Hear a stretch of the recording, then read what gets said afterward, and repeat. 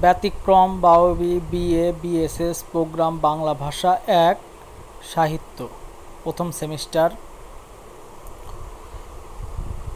রচনামূলক প্রশ্নোত্তর। প্রথম প্রশ্ন, সাহিত্যের রূপ ও রস বলতে কি বোঝেন? রসের উপাদান সম্পর্কে যা জানেন লিখুন। অথবা সাহিত্যের রস বলতে কি বোঝেন? পাঠক চিত্তে রসের উদ্ভব সম্পর্কে যা জানেন লিখুন। এটা 15 সাল, 19 সাল, 22 সাল এ পরীক্ষায় এসেছে। ভূমিকা: মানুষের হৃদয়ের স্বপ্ন সৃষ্টি হয়। সেই স্বপ্ন বা স্বপ্ন সৌন্দর্যের অনুভূতি যখন আমরা ভাষায় রূপ দিতে গিয়ে কথামালা তৈরি করি তখন তা মধুময় হয়ে ওঠে। সেই মধুময় কৌশলটাই হচ্ছে সাহিত্যের রূপ বা আঙ্গিক। সাহিত্য বিচারের ক্ষেত্রে সে রূপ বা ভাবই প্রধান। সাহিত্যের রূপ: দৃশ্যমান জগৎ জীবনের অভিজ্ঞতা সাহিত্যের উপাদান হলেও রূপের মাধ্যমে তাকে প্রকাশ করতে হয়।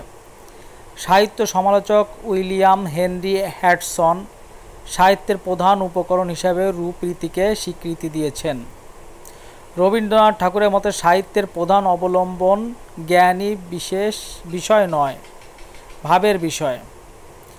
ভাবজগৎ গড়ে ওঠে মানুষের হৃদয়, চরিত্র এবং বাইরের প্রকৃতির দ্বারা।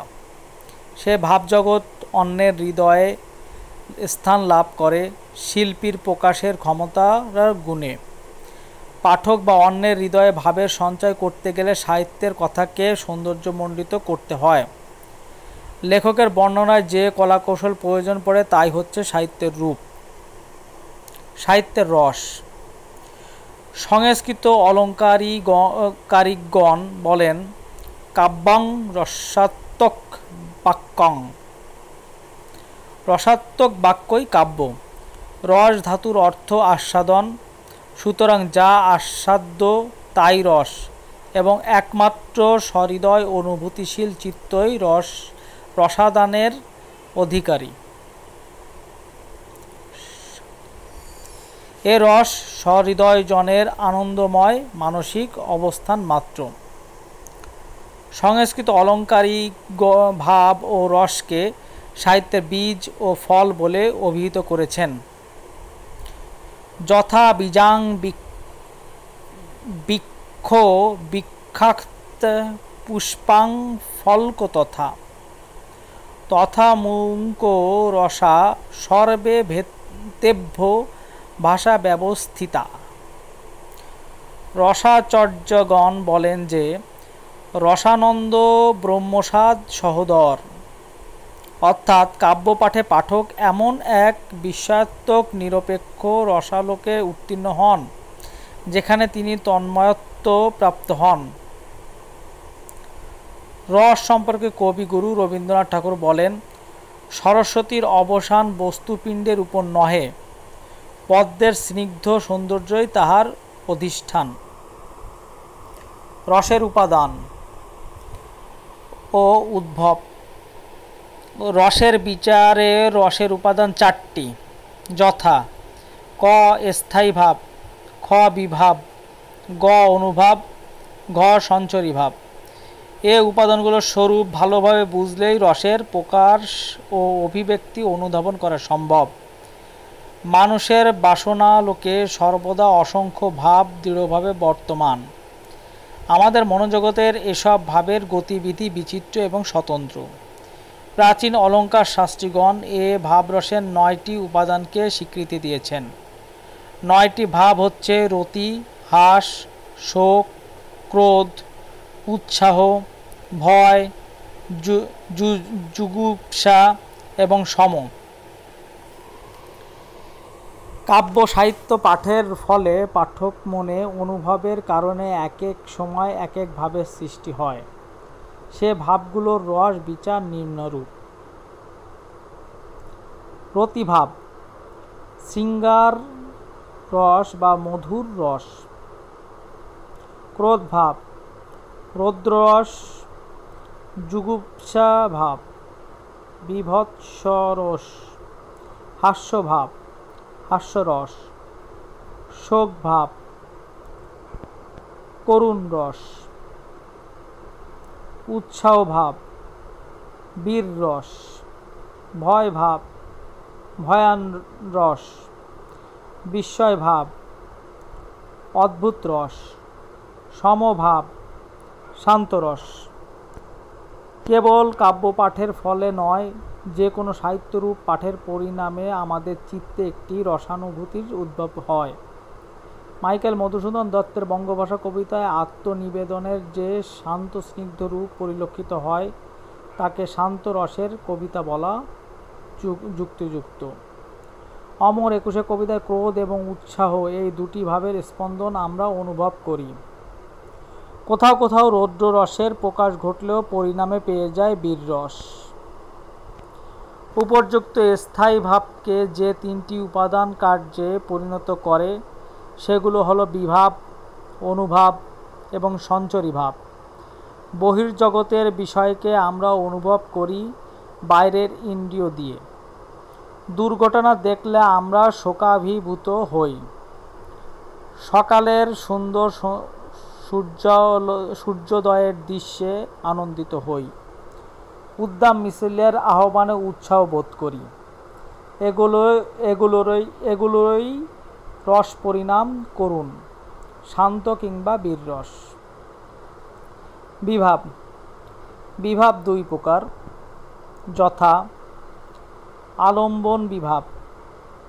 মুখ্যভাবে যে বস্তুকে অবলম্বন বা আলম্বন করে রস উৎপন্ন হয় তাই আলম্বন বিভাব। খ. উদ্দীপনা বিভাগ। যে বস্তু বা পারিপার্শ্বিক অবস্থা রসকে উদ্দীপিত করে, অর্থাৎ রস সৃষ্টির অনুকূল পরিবেশ সৃষ্টি করে, তাই উদ্দীপন বিভাব। যেমন সুন্দর জ্যোৎস্না রাত, মিছিল প্রকল্পিত নগরী, দুর্ঘটনার বিপর্যস্ত জনপদ প্রভৃতি উদ্দীপন বিভাগ। অনুভাব। বিচিত্র ভাবের প্রকাশ রূপই হলো অনুভাব। যেমন ক্ষুদ্র হলে আমাদের অভিব্যক্তির রূপ পাল্টে যায়, আবার বেদনায় প্রতিক্রিয়া আমাদেরকে করে অশ্রুসজল, অর্থাৎ হৃদয়ের ভাব বিকাশের বহিঃপ্রকাশ হলো অনুভাব। সঞ্চরী ভাব। ব্যতিচারী বা সঞ্চারী ভাবের স্থায়ী কোনো স্বীকৃতি বা অস্তিত্ব নেই, কিন্তু বিভাব ও অনুভাবের সংমিশ্রণে রসের সৃষ্টি করে। যেমন আবেগ, স্বপ্ন, লজ্জা, গ্লানি ও বিষণ্ণতা প্রভৃতি সংশ্লিষ্ট স্থায়ী ভাবের স্পর্শে একটি রস পরিণামের সৃষ্টি করে। আবেগ থেকে বীর রস হতে পারে, আবার করুণ রসেরও জন্ম হতে পারে। উপসংহার। পরিশেষে বলা যায়, অনেক সাহিত্য সমালোচকের দৃষ্টিতে রূপ ও রস অবিচ্ছেদ্য অখণ্ড এক সৃষ্টি। তাদের আলাদা করে বিচার করাও কঠিন। উপন্যাস, নাটক, গল্প ও প্রবন্ধ হচ্ছে সাহিত্যের বিভিন্ন রূপ। এসব পাঠে কোনো না কোনো রসের সৃষ্টি হয়। সাহিত্যের রূপ ও রস অবিচ্ছিন্ন। এ অবিচ্ছিন্নতার কারণেই সাহিত্য সার্থকতা লাভ করে। প্রশ্ন নাম্বার 2, সাহিত্যের সংজ্ঞা দিন। সাহিত্যের শ্রেণীবিভাগ সম্পর্কে যা জানেন নিজের ভাষায় লিখুন, অথবা সাহিত্যের শ্রেণীবিভাগ নিয়ে আলোচনা করুন। এটা বাংলাদেশ উন্মুক্ত বিশ্ববিদ্যালয়ের প্রথম সেমিস্টারের পরীক্ষা 8 সাল, 14 সাল, 16 সাল, 18 সাল, 21 সাল, 23 সাল এসেছে পরীক্ষায়। উত্তর। ভূমিকা। সাহিত্য হচ্ছে কোনো জাতির দর্পণ স্বরূপ। অভিধানগতভাবে সাহিত্য শব্দের অর্থ মিলন। ভাবের সাথে ভাষার এবং পাঠক হৃদয়ের সাথে লেখক হৃদয়ের যে মিলন তাকেই সাহিত্য বলে। ইংরেজি লিটারেচার এর বাংলা প্রতিশব্দ হচ্ছে সাহিত্য।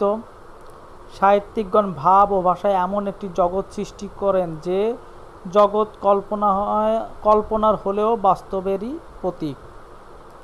সহজ ভাষায় সাহিত্য হচ্ছে শব্দমালা দিয়ে এমন এক সৃষ্টি যেখানে পাঠক বাস্তব সৌন্দর্যের ভেতরে অচেনা আর এক বিস্ময়কর সৌন্দর্য খুঁজে পান। সাহিত্যের সংজ্ঞা। ইংরেজি লিটারেচারের প্রতিশব্দ হিসেবে আমরা সাহিত্যের শব্দটি ব্যবহার করে থাকি। ভাষার সৌন্দর্য, আবেগের ক্রিয়াশীলতা যখন শব্দের আশ্রয়ে রূপ লাভ করে তখন প্রকৃত সাহিত্যের জন্ম। সাহিত্যের বিভিন্ন ভাষার লেখকরা সাহিত্যকে ভিন্ন ভিন্ন দৃষ্টিকোণ থেকে ব্যাখ্যা করেছেন। তাদের ব্যাখ্যায় একটি বিষয়ে অভিন্ন, তা হলো সাহিত্য হচ্ছে মানুষের সৃষ্ট শিল্প। মানব জীবনের সংগঠিত বিচিত্র ঘটনা এবং বস্তু জগতের উপকরণ সাহিত্যের অবলম্বন হলেও দৈনন্দিন ও স্থূলতাকে অতিক্রম করে চিরন্তন হয়ে ওঠে। যেমন ইতিহাসে মানব জীবনের ঘটনার সমাবেশ আছে, কিন্তু তা ঘটনার ব্যঞ্জনা বা সত্য অপেক্ষা বিবরণকেই প্রাধান্য দেয়। বস্তুগত উপকরণ দিয়ে আমরা তৈরি করি অট্টালিকা, যানবাহন, গৃহের আসবাবপত্র প্রভৃতি। ঘটনার বিবরণ গড়ে তোলা স্রষ্টার কোনো কৃতিত্ব নেই, কিন্তু সাহিত্যের এসব বিষয় লেখকের কল্পনা ও সৃজনশীলতা, অনুভূতির সূক্ষ্মতা প্রভৃতি আশ্রয়ে সৃষ্টি হয়, যা একই পাঠককে বারবার তৃপ্ত করতে সক্ষম। কিন্তু ঘটনার বিবরণ ও বস্তুগত প্রয়োজনে মানুষের গভীরতম আবেগ, অনুভূতি ও কল্পনাশক্তি উদ্বোধিত হয়। সাহিত্য হয়ে ওঠে সম্পদ তার গ্রহণযোগ্যতা, শিল্পগত সৌন্দর্যের উপর নির্ভর করে। সাহিত্যের শ্রেণীবিভাগ। কবিতা, গল্প, উপন্যাস, প্রবন্ধ, নাটক, প্রহসন, একাঙ্কিকা, ভ্রমণ কাহিনী, রম্য রচনা ইত্যাদি সাহিত্যের বিভিন্ন শাখা। বিদগ্ধ সাহিত্য সমালোচকগণ সাহিত্যের উৎকর্ষ সাধনের নিমিত্তে সাহিত্যের শ্রেণীবিভাগ করেছেন। কারণ পাঠকগণ সাহিত্য সম্পর্কে গভীর ধারণা নিতে হলে তার শ্রেণী সম্পর্কে ধারণা নিতে হবে। বিষয়বস্তু ও আঙ্গিকের কারণে সাহিত্যের শ্রেণীবিভাজন লক্ষ্য করা যায়। নিচে সাহিত্যের বিভিন্ন শাখা সম্পর্কে আলোচনা করা হলো। কবিতা। সর্বোপরি কবিতার সংজ্ঞার্থ নির্ণয় সহজ নয়, তবুও প্রতিটি শাখারই একটি মৌলিক মানদণ্ড আছে। সে মানদণ্ড বিচার করে কবিতা সম্পর্কে একটা মোটামুটি ধারণা অর্জন করা যেতে পারে। কথিত আছে আদিকবি বাল্মীকি ক্রোশমিথুন বিয়োগজনিত শোকী শ্লোক রূপে উচ্চারিত হয়েছিল। এ থেকে ধারণা হয় বিদগ্ধ মনের বেদনা বিধুরূপে শব্দময় বাণী বিন্যাসী কবিতা। কবিতা বিষয় ইংরেজি কবি কোলারাইজ এর সংজ্ঞাটি সর্বাধিক গ্রহণযোগ্য। তিনি বলেন, best words in the best order.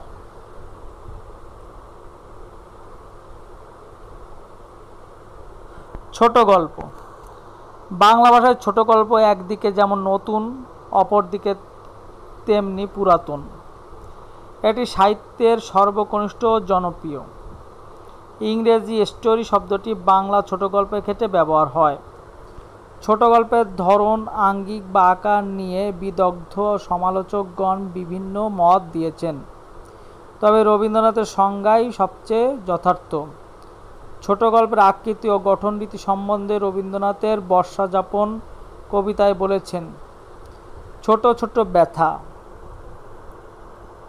নিতান্তই সহজ সরল, ছোট ছোট দুঃখ কথা, সহস্র বিস্তৃত রাশি, তারই চারিটি অশ্রু জল, প্রত্যহ যেতেছে ভাসি। নাহি বর্ণনার ছটা, নাহি তত্ত্ব, নাহি উপদেশ, ঘটনার ঘন ঘটা, অন্তরে অতৃপ্তি রবে, শেষ হয়ে হইল না শেষ, সাঙ্গ করি মনে হবে।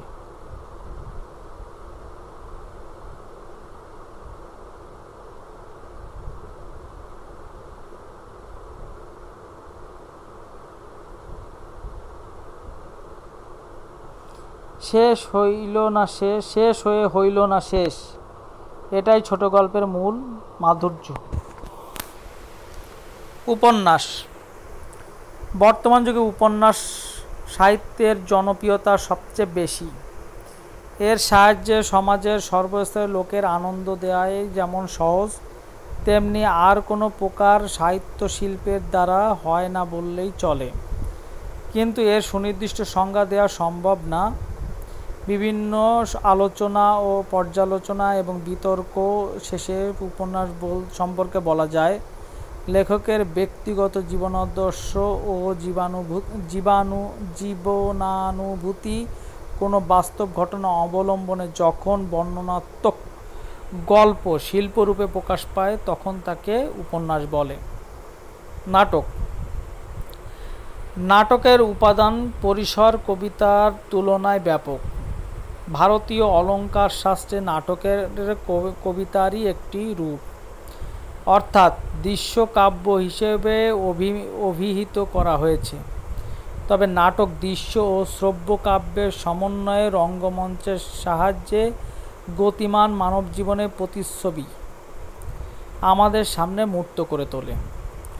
রঙ্গমঞ্চের সাহায্য ব্যতী রেখে নাটকীয় বিভিন্ন পরিস্ফুট হয় না। প্রত্যেক নাটকেরই সাধারণ পঞ্চাঙ্গে বিভক্ত, যথা প্রারম্ভ, খ প্রবাহ, গ উৎকর্ষ, ঘ গ্রন্থিমোচন এবং উপসংহার। প্রথমাঙ্কে আখ্যানভাগের সূচনা, দ্বিতীয় অঙ্কে জটিলতা সৃষ্টি, তৃতীয় অঙ্কে চরম উৎকর্ষ, চতুর্থ অঙ্কে জটিলতা মুক্তি এবং পঞ্চমাঙ্কে সমাপ্তি বা উপসংহার। প্রবন্ধ। গদ্য সাহিত্যে প্রবন্ধ একটি বিশিষ্ট স্থান আছে, এ বিষয়ে কোনো সন্দেহ নেই।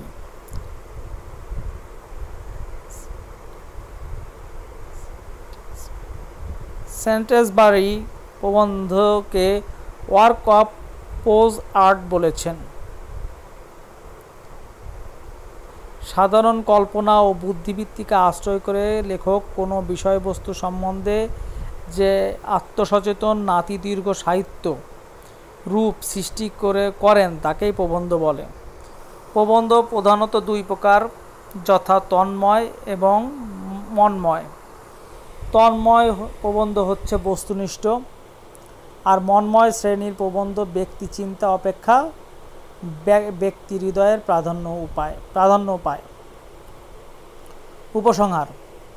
পরিশেষে বলা যায়, সমাজ ও সভ্যতার বিবর্তনের ধারায় মানুষের ক্রমান্বয়ে তার জীবনযাপন উপভোগ ও তার সূক্ষ্মতর প্রকাশের প্রয়োজনে বিভিন্ন সাহিত্য আঙ্গিকের সৃষ্টি করেছে।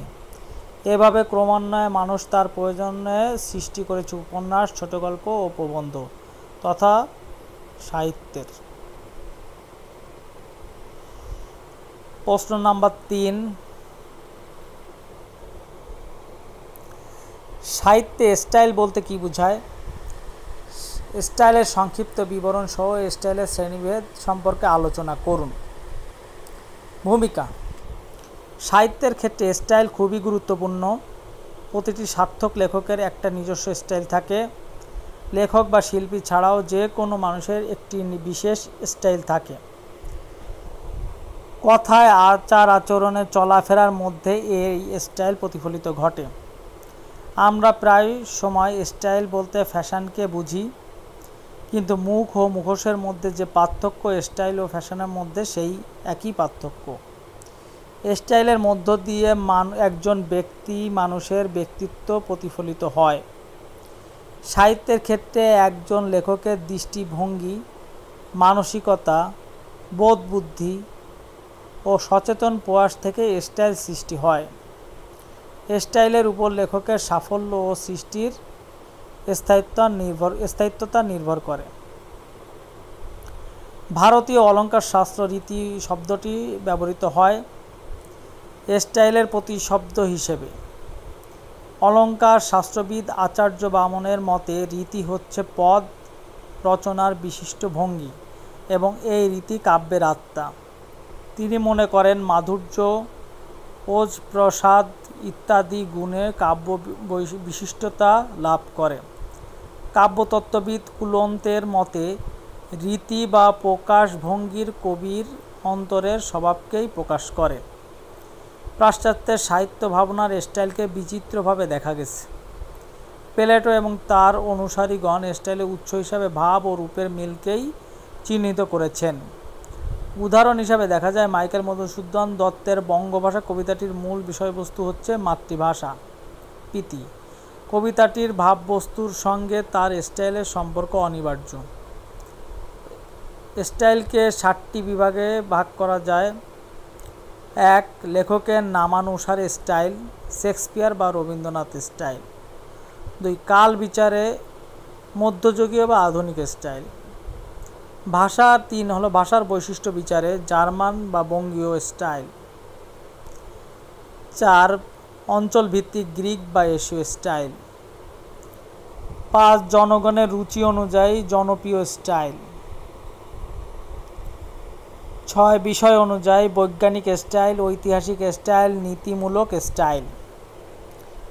7. উদ্দেশ্য অনুসারে ভাবপ্রবণ স্টাইল, ব্যঙ্গাত্মক স্টাইল। এছাড়া সাহিত্য ক্লাসিক্যাল ও রোমান্টিক স্টাইল প্রচলিত রয়েছে। মধুসূদন দত্তের মেঘনাদ বধ কাব্য, হোমারের ইলিয়াড ক্লাসিক্যাল কাব্য এবং রবীন্দ্রনাথ ঠাকুরের সোনার বলাকা রোমান্টিক স্টাইল রচিত কাব্য।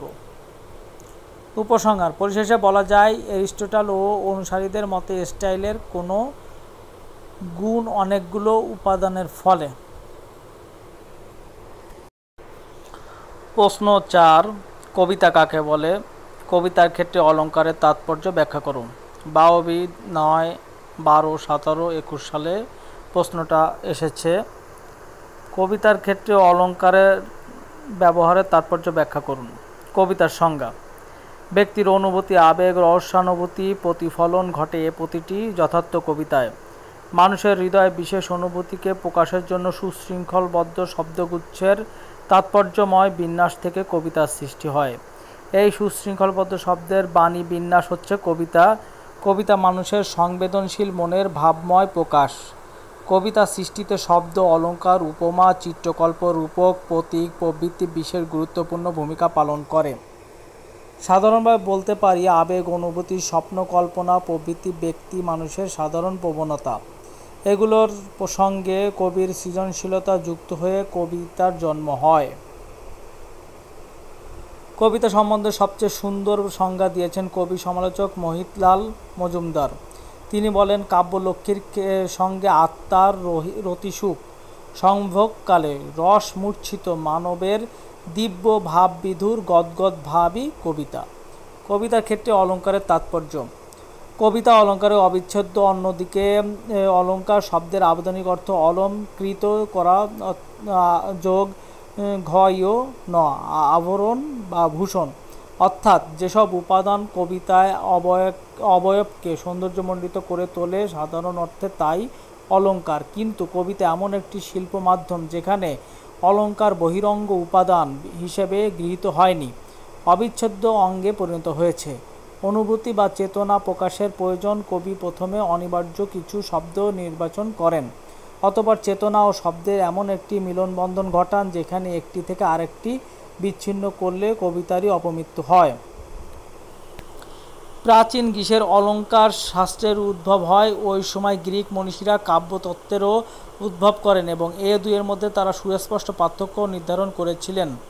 অলঙ্কার বা রিহিটোরিক এর লক্ষ্য ছিল কাব্যের বাগ্মিতা ও রচনার গুণাগুণ নির্দেশ করা, আর কাব্যতত্ত্ব বা পোয়েটস এর বিচার্য ছিল বিভিন্ন সাহিত্য আঙ্গিকের, যেমন ট্র্যাজেডি, কমেডি, মহাকাব্য প্রভৃতি, প্রকৃতি ও রচনা রীতির বিশ্লেষণ। প্রাচীন ভারতেও অলঙ্কার শাস্ত্র এবং কাব্যতত্ত্বের ব্যাপক চর্চা হয়েছে এবং এক পর্যায়ে অলঙ্কার কাব্যতত্ত্বকেও আচ্ছন্ন করে ফেলেছিল। অলঙ্কার যেখানে কবিতার শরীরী প্রসঙ্গে পরিণত হয়েছে, পরবর্তী সময়ে মানুষের জ্ঞানের বিস্তার, অনুভূতির তীক্ষ্ণতা, এর মনোজগতিক সূক্ষ্মতা ও অলঙ্কার কবিতার অবিচ্ছেদ্য অঙ্গে পরিণত হয়েছে। কাব্য পাঠকালে তার দুইটি দিক আমাদের প্রথম আকর্ষণ করে। এক কাব্যে ব্যবহৃত শব্দ বা ধ্বনি, দুই তার অর্থ। শব্দ বা ধ্বনি গ্রহণ করি শ্রবণে ইন্দ্রিয় দিয়ে, আর অর্থ উপলব্ধি করি মন, অনুভূতি বা বোধ দিয়ে। ফলে কাব্যের দুটি রূপ প্রকাশ পায়, প্রথমটি অবর্ণনাময় অবয়ব আর অন্যটি অর্থময় চিত্ররূপ অ্যাবস্ট্রাক্ট।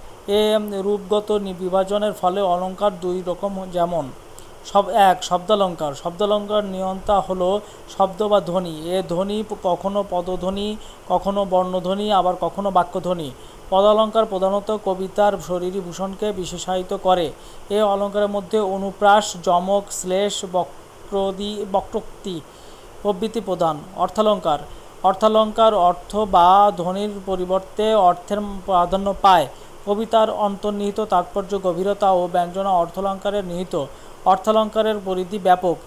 এর মধ্যে উপমা, উৎপ্রেক্ষা, রূপক, সমাসক্তি, অন্যাসক্তি, বিরোধাভাস প্রভৃতি উল্লেখযোগ্য। যে অলঙ্কারকে আমরা কবিতার অবিচ্ছেদ্য অঙ্গে পরিণত করেছি তা আসলে অর্থালঙ্কারের ভূমিকায় মুখ্য। চিত্রকল্প বা ইমেজ কবিতার জন্য অলঙ্কারের ও অধিক। কবির কল্পলোক, উপমান এবং উপমেয় এর নির্বস্তুকতার যে মোহনীয় শব্দচিত্র সৃষ্টি করে, তার তুঙ্গতম পর্যায়ে চিত্রকল্পের জন্ম। রবীন্দ্রনাথ ঠাকুর বলাকা কবিতার একটি অংশ ব্যাখ্যা করা যেতে পারে।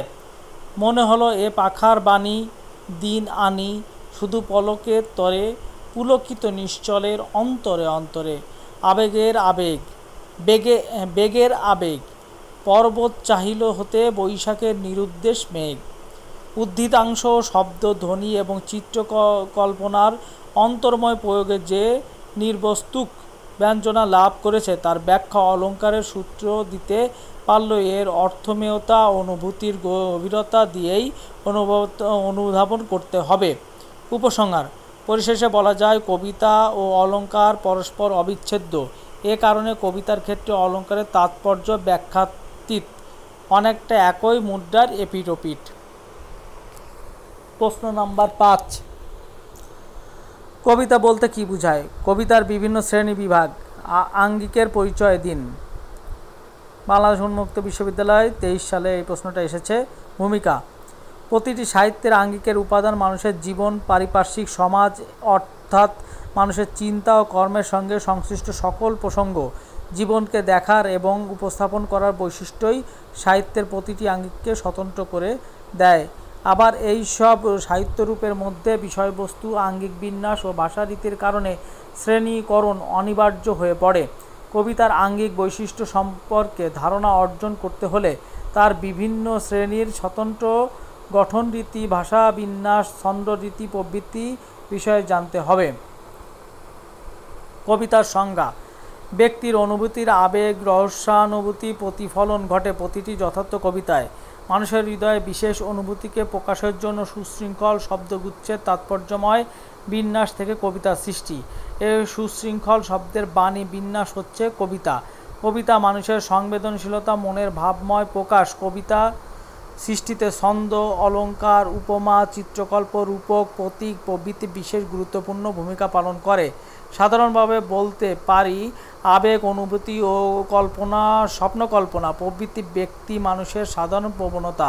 এগুলোর সঙ্গে কবির সৃজনশীলতা যুক্ত হয়ে কবিতার জন্ম হয়। কবিতার সম্বন্ধে সবচেয়ে বড় সংজ্ঞা দিয়েছেন কবি সমালোচক মহিতলাল মজুমদার। তিনি বলেন, কাব্যলক্ষ্মীর সঙ্গে আত্মার রতিসুখ সম্ভোগকালে রস মূর্ছিত মানবের দিব্য ভাববিধুর গদ্গদ ভাবই কবিতা। কবিতার শ্রেণীবিভাগ: কবিতার শ্রেণীকরণ 3 প্রকার, যথা কাব্যনাট্য, মহাকাব্য, গীতিকা কবিতা। কাব্যনাট্য: আদি যুগের কাব্য ভাষাই ছিল সাহিত্যের প্রধান অবলম্বন। ফলে নাটকের প্রাথমিক রূপ কাব্যনাটকেও কবিতার ভাষা ও ছন্দরীতি অনুসৃত হতো। গ্রিক বা রোমান সাহিত্যের স্বর্ণযুগে নাটককে বলা হতো জীবনের অনুকরণ, ঘনিষ্ঠ প্রতিফলন।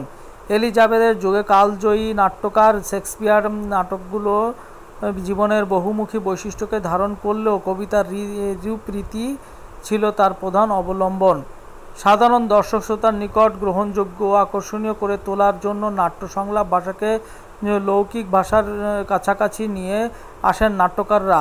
মৌখিক ভাষার স্পন্দন নাটকের কাব্যগুলোকে কিছুটা খণ্ডিত করলেও পরবর্তীকালে নাটককে গদ্য ভাষায় প্রয়োগ অনিবার্য করে তোলে। কিন্তু কাব্যনাট্যের ধারা সাহিত্যের মানচিত্র থেকে নিশ্চিহ্ন হয়নি।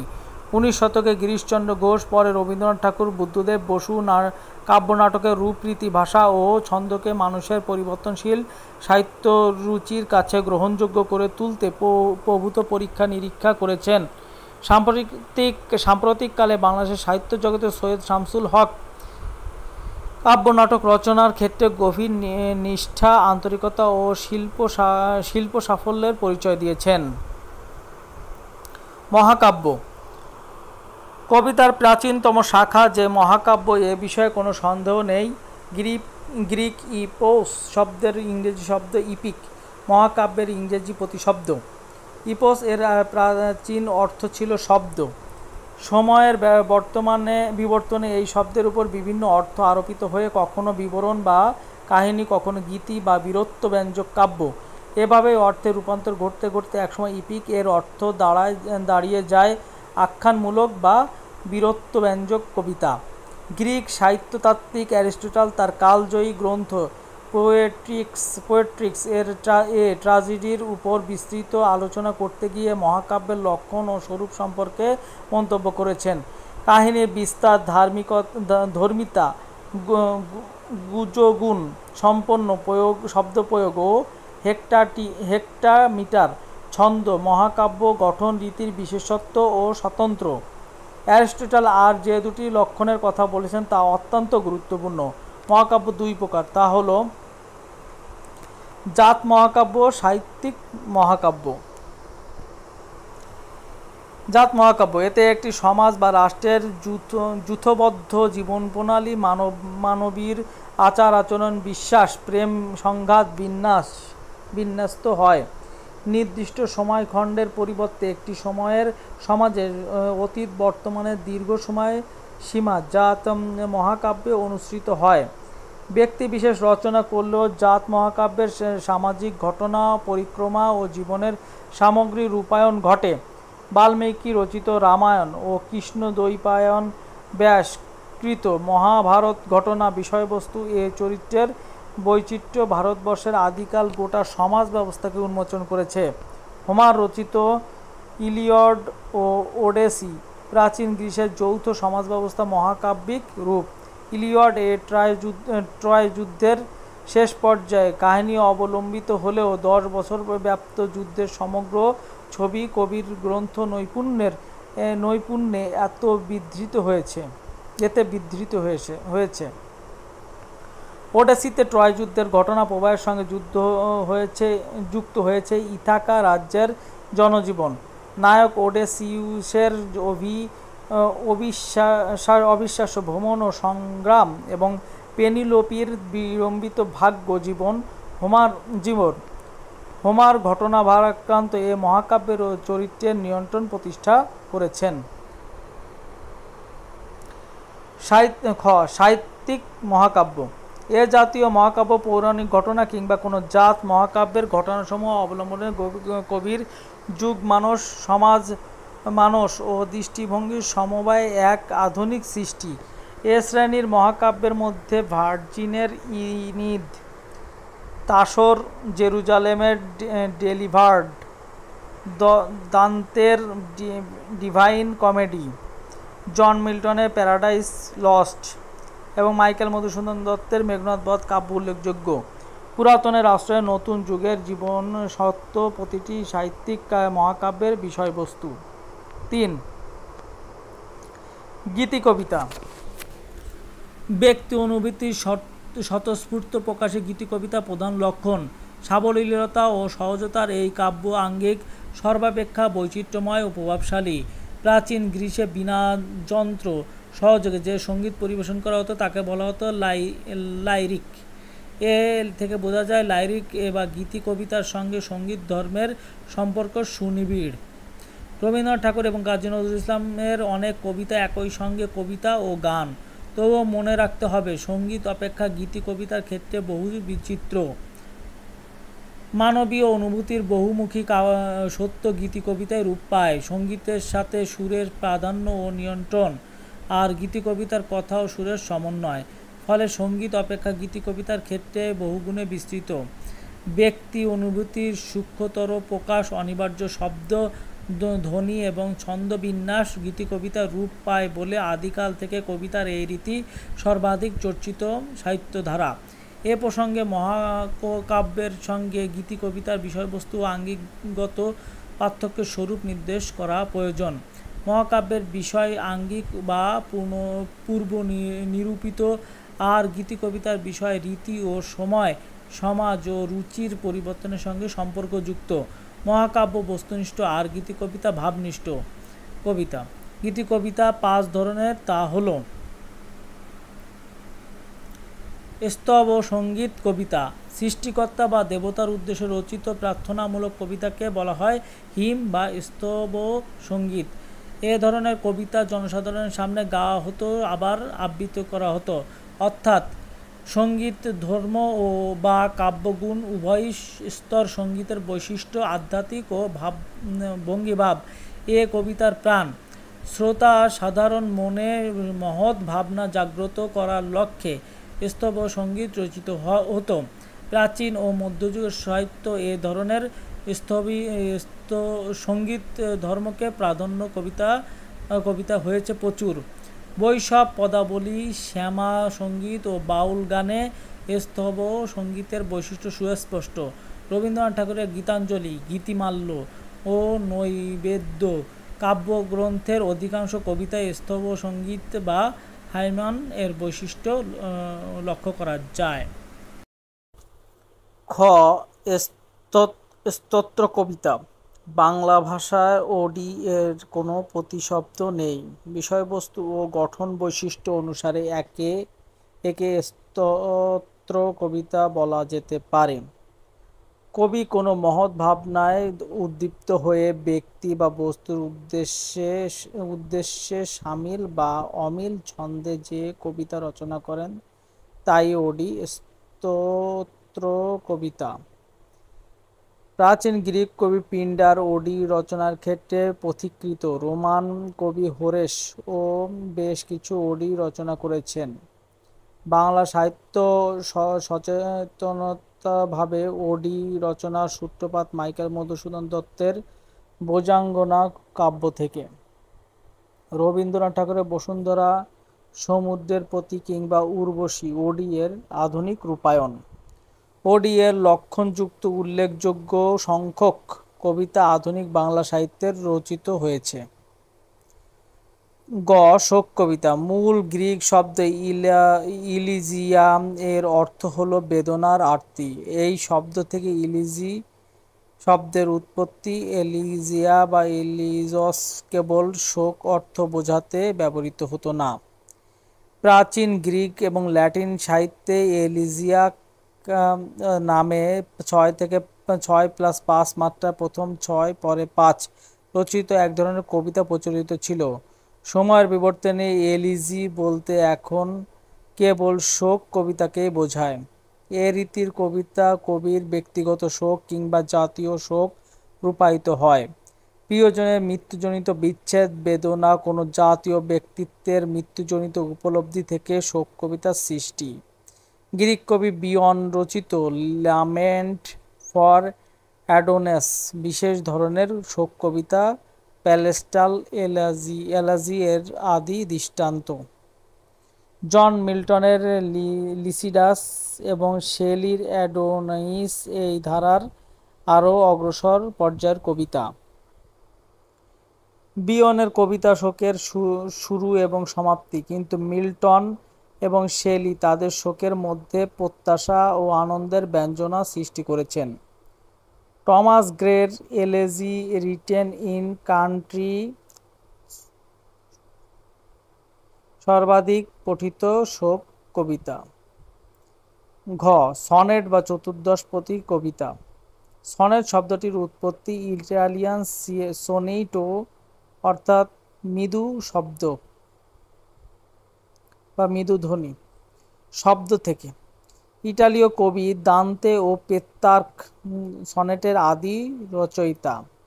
একটি অখণ্ড অনুভূতি যখন 14 মাত্রার কখনো কখনো 18 মাত্রা হয়, 14 পঙ্ক্তিতে অথবা 18 পঙ্ক্তিতে ব্যবহারও দেখা যায়, বিন্যস্ত হয়ে আবেগের শিখর স্পর্শ করে তখনই এই সার্থক সনেটের জন্ম নেয়। বাংলা সাহিত্যের আদি এবং সার্থক সনেট কবিতার মাইকেল মধুসূদন দত্ত সনেটের আঙ্গিকের চতুর্দশপদী হিসাবে নির্দিষ্ট করেছেন। পরবর্তী সার্থক সনেট রচয়িতাগণ এই রীতি মূলত অনুসরণ করেছেন। সনেটের প্রথম 8 পঙ্ক্তি বলা হয় অষ্টক। এই প্রথম অংশে কবির ভাব বা কল্পনা ইঙ্গিতময় রূপ লাভ করে। শেষ 6 চরণকে বলা হয় ষষ্ঠক। এ অংশে পূর্ববর্তী ভাবের বিস্তৃত সাধন বা ব্যাখ্যা দান করা হয়। সনেটের বক্তব্য বিন্যাসের এই রীতি মধুসূদন দত্ত অনুসরণ করেছেন। তার বঙ্গভাষা কবিতাটি বিশেষণ বলতে এ মন্তব্যের যথার্থতা প্রমাণিত হবে। বঙ্গভাষা কবিতার প্রথম 8 চরণে কবি নিজের আত্মরূপান্তরের ইঙ্গিত দিয়ে বলেছেন, বঙ্গভাণ্ডারে বিচিত্র রত্ন সম্ভার থাকা সত্ত্বেও তিনি মত্ত থেকেছেন পর সম্পদ লোভে। পরদেশ ভ্রমণ করে জীবনযাপনের মধ্যে ভিক্ষাবৃত্তির মতো নিকৃষ্ট অভিরুচি ফুটে ওঠে। ব্যর্থ সাধনায় তার জীবন সাফল্যের পরিবর্তে এসেছে হতাশা। মাতৃভূমি রূপ পদ্মাকানন পরিত্যাগ করে শৈবালের আবেষ্টনীতে আবদ্ধ থেকে নষ্ট করেছেন জীবনের সকল সম্ভাবনার পথ। এই অংশ কবির আত্মবিশ্লেষণ প্রাধান্য পেয়েছে। পরবর্তী 6 চরণে কবি কুললক্ষ্মী তথা দেশমাতৃকার পদনির্দেশনা পেয়ে যান স্বপ্নে। পালিলাম আজ্ঞা সুখ, পাইলাম কালে মাতৃভাষা রূপ খনি, পূর্ণ মণিজালে। অত্যন্ত নিষ্ঠা ও সতর্কতায় মধুসূদন সনেট বা চতুর্দশপদী কবিতার আঙ্গিক নির্মাণ করেছেন। ব্যালাড কবিতা। গীতি কবিতার আদিরূপ হিসাবে বিচার করা যায় ব্যালাড বা গীতিগাথাকে। ইটালীয় শব্দ বালারে থেকে ব্যালাড শব্দের উৎপত্তি। ব্যালারে শব্দের অর্থ নৃত্য করা, অর্থাৎ কবিতার সঙ্গে নৃত্য ও নাটকীয় মিশ্রণ ব্যালাডের সৃষ্টি। ব্যালাডে প্রেম, ধর্ম, বীরত্ব, রাজনীতি, সামাজিক প্রসঙ্গ, হাস্যরস ও করুণ রসের ঘটনা স্থান পেত।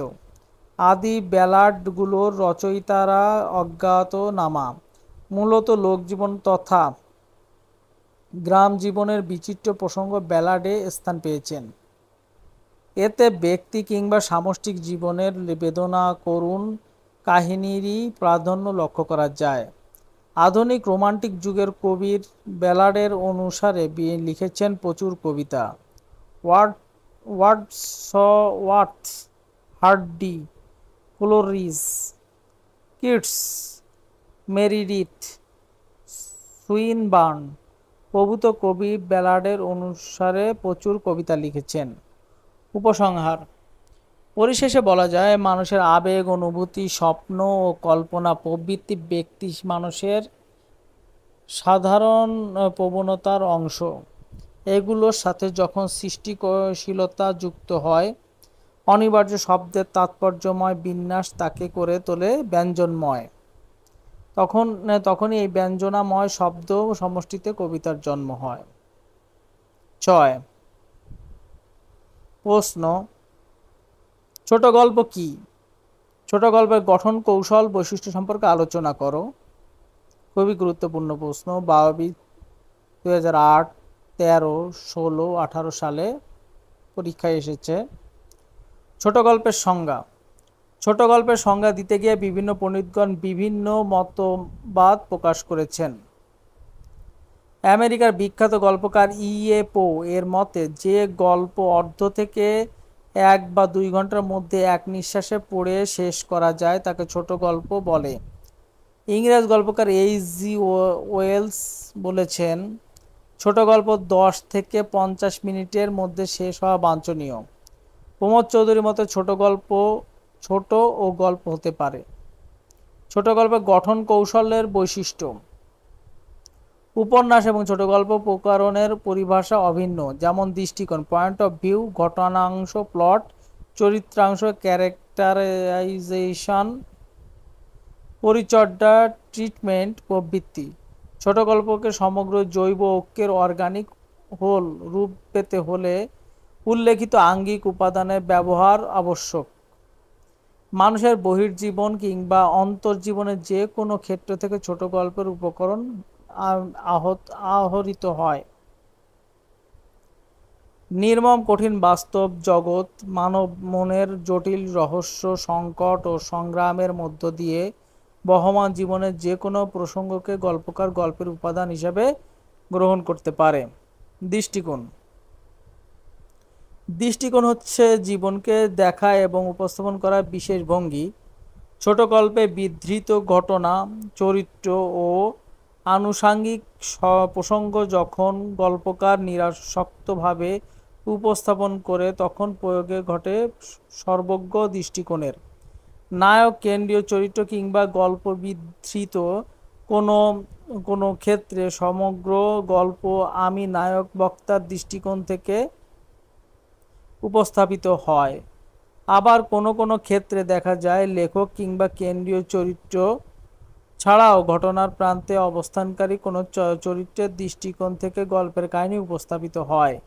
এ পদ্ধতিতে বলা হয় প্রান্তিক চরিত্রের দৃষ্টিকোণ। যেমন এক রাত্রি।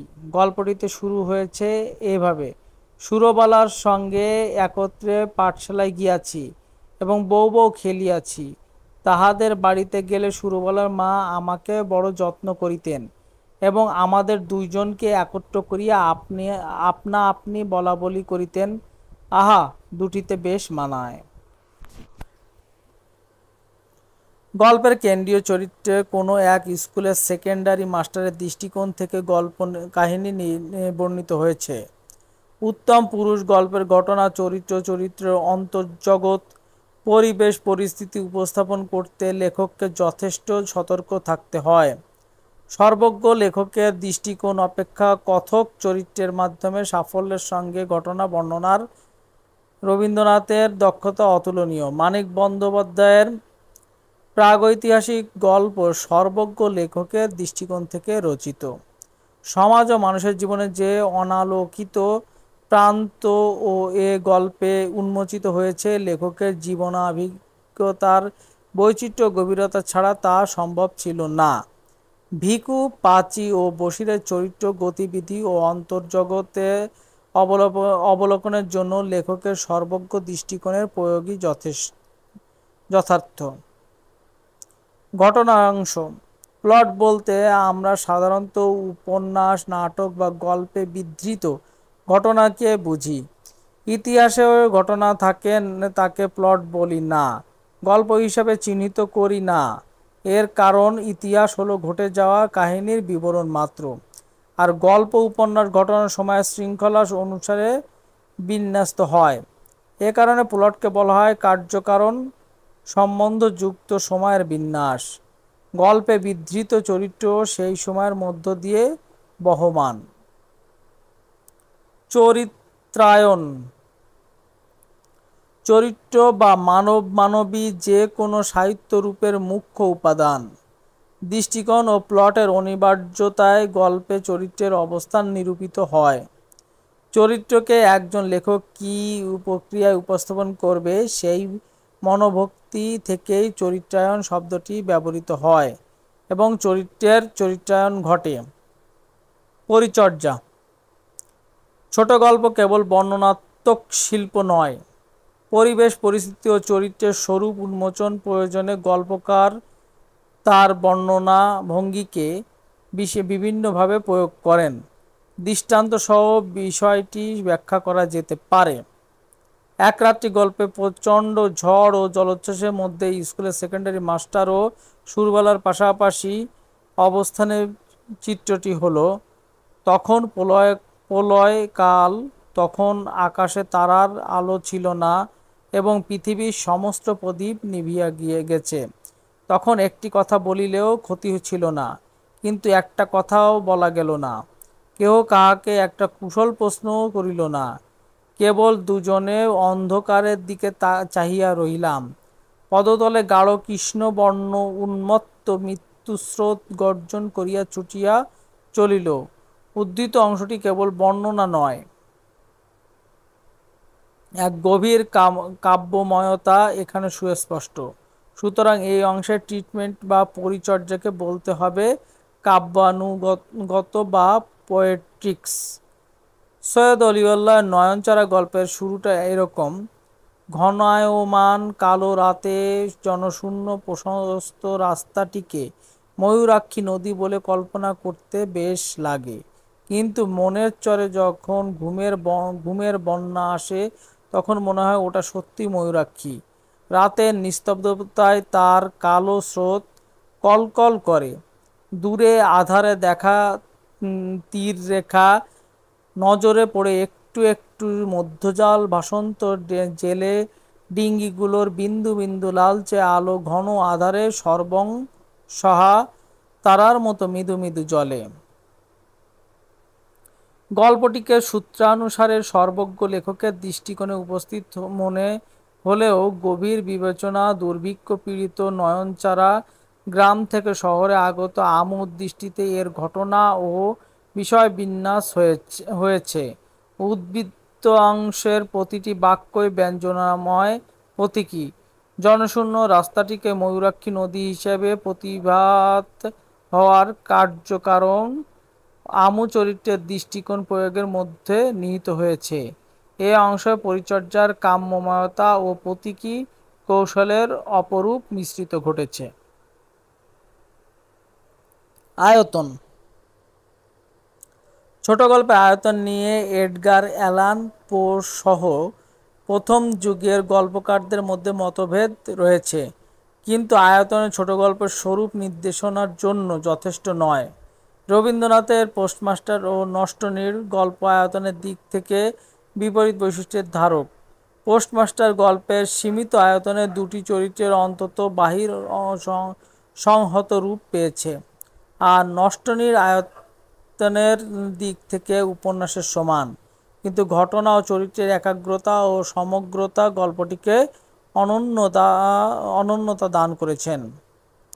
উপসংহার: পরিশেষে বলা যায়, মানুষের বহির্জীবন কিংবা অন্তর্জীবনের যে কোনো ক্ষেত্র থেকে ছোট গল্পের উপকরণ আহরিত হতে পারে।